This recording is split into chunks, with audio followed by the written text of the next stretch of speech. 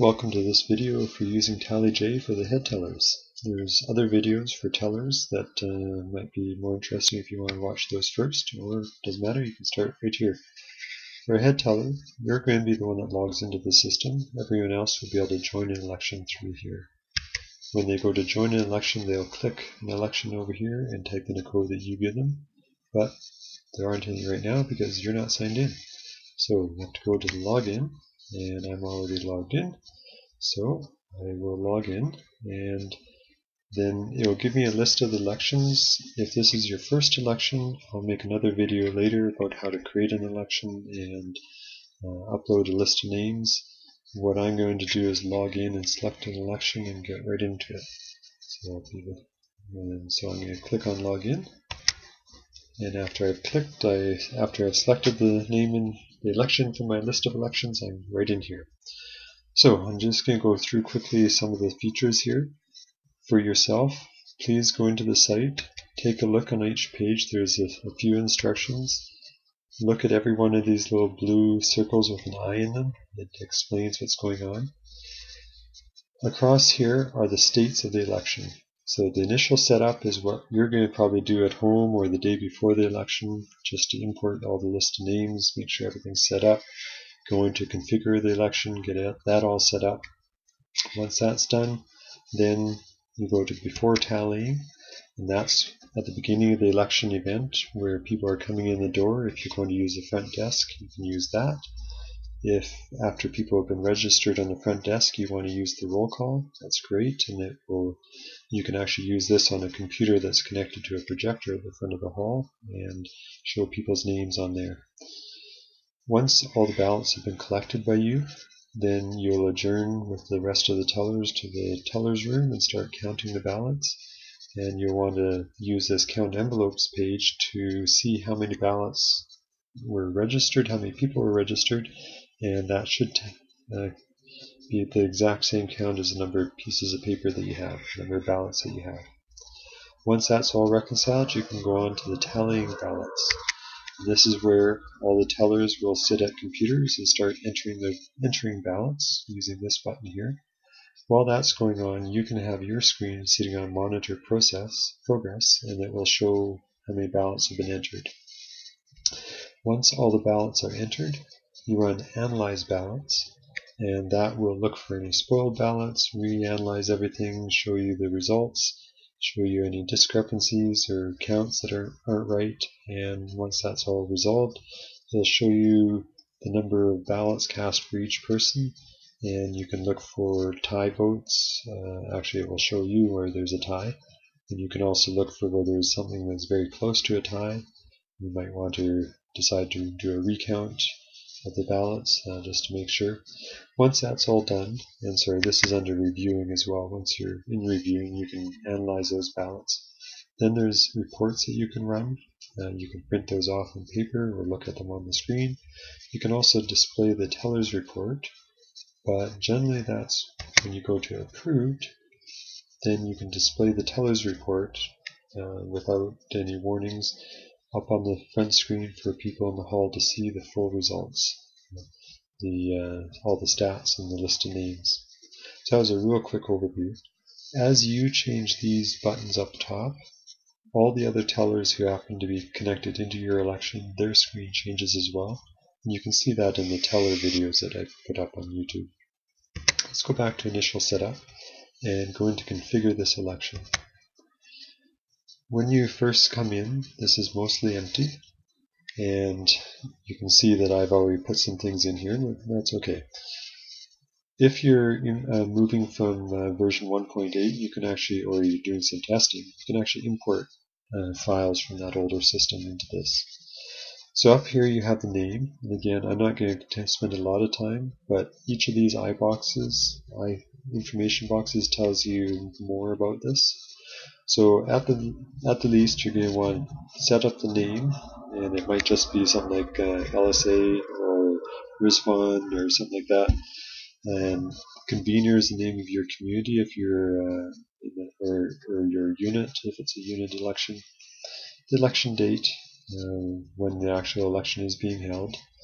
If this is just for testing, you can tick this, and then in your list of elections it will be grayed out, showing that it's just for an election or for testing. When you first come in here, you can choose this. Once you've set up ballots, then you can't change it anymore, so just make sure you have it all right.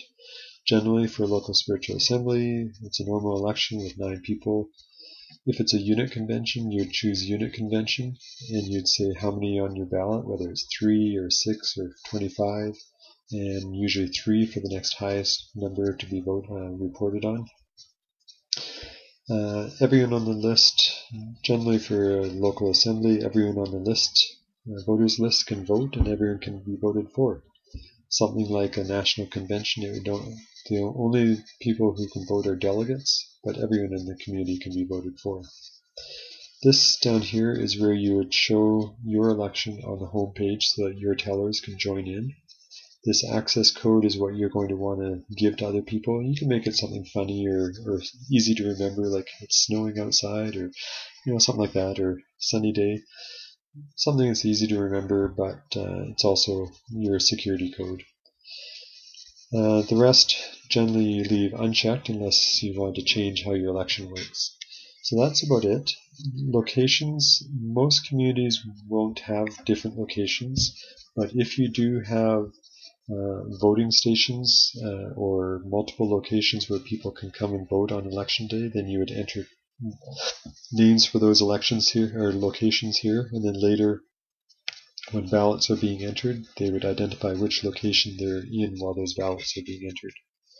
The list of tellers down here are entered by the tellers themselves, and you can see that in the other video, but you can see them showing up here.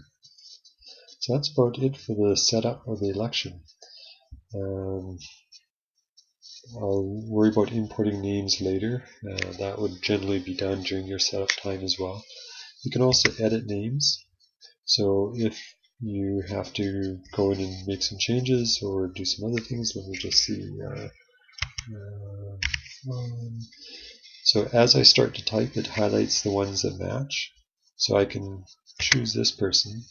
You can see that it has downtown in brackets after it. That's because I entered or imported their sector or their area or their community, if it's a unit convention, into here. If you do that for everyone, you'll be able to use some reports later that break down participation by area, by sector. That would be great. Baha'i ID is not required, but if you have it in your import list, then that's great to have. On the final report that you print out for those elected, you can also include their Baha'i ID number will be included in the report if it's entered here. It's not needed; it's optional, but it's good if you do have it. These names here are the main names for the people, but if they have other first names or other last names, you can enter them here. Sometimes in some communities you need to put in some identifying information if there's 2 people with the same name. Then you need to somehow identify them and hope that the people voting also do the same thing. This eligibility status is also very important. When you first import people, they're imported as being voters, which is great. They're able to vote and they can be voted for. If you also, throughout the course of the ballot entry, you may run across names of people maybe who moved away, or someone who's under 21 years old, or someone who's not even a Baha'i, or maybe they're a counselor and they can't be elected, or something like that. Or there's a case where there's rights removed that they can vote but they can't be voted for. You never know, there's different scenarios for rights being removed. Or there may be, on a particular ballot, there may be 2 names that are mixed up. It's one person's first name and then another person's last name, and there's no way of identifying who is intended. So you would enter that as a new entry, but mark it as could refer to more than one person. Mix of multiple people. There's lots of different reasons that a name might be marked as invalid. Normally when you set up the election, you won't fill out any of those, but as the ballots are being entered, some names like that will be added to the system. So that's about it. Just quickly, this all pages allows you to jump anywhere without changing the state of the election. So if you want to go and look at the Analyze Ballots page, you can go there quickly without changing the mode of the election to being to the reviewing mode. I think that will be it for this video, and I will show some other things on other videos. If you want to sign out, you can do that right down here. And thank you, and bye.